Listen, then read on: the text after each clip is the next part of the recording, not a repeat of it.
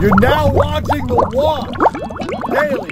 Today news, the Stanley brothers made a company, Charlotte, 12 years ago. Their product was famous for helping Charlotte, Fiji, a very young girl who had epilepsy. She passed away a couple years ago, a year and a half ago.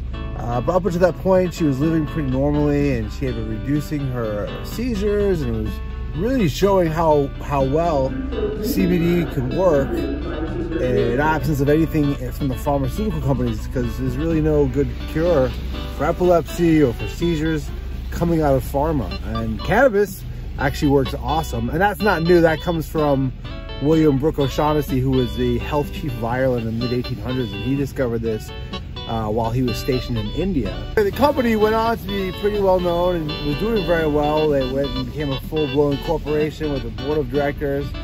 They put John Tortoroli, he was over at Bacardi, they brought him in as the new CEO. And it sounds like he sort of negotiated a huge contract for himself, and the company's completely hemorrhaging money, and they're not doing very well, hardly selling any products. I mean, they're selling CBD, and everybody in that market is doing a bad job right now.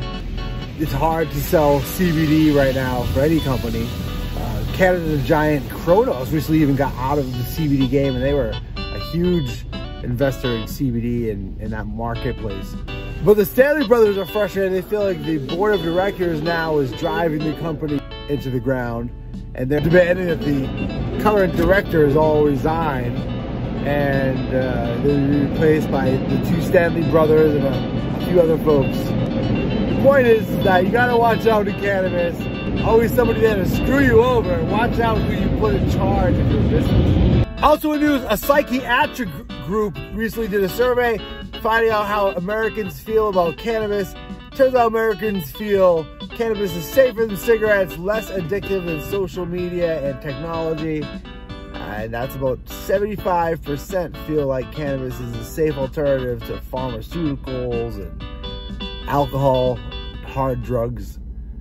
So the American people are looking for cannabis, but they can't have it yet because the government doesn't want them to have it for some pharmaceutical reason. Also in news, an anti-cannabis group that's absolutely funded by big pharma company Purdue is encouraging voters to write their Congress people about not allowing the SAFE Act to pass. They say that if the SAFE Act passes, it's going to give cannabis companies even more influence over our lives. And that the one thing that's good is that we're at least making it difficult for cannabis companies to operate. They say that the cannabis companies are going to make teens use more cannabis, and more people are going to end up in the ER because cannabis is dangerous, and there's going to be more traffic accidents.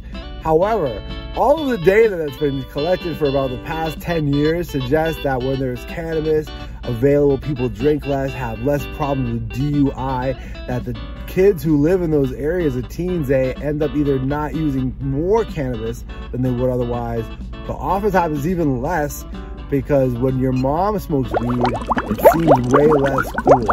Thanks for watching The Walk Daily.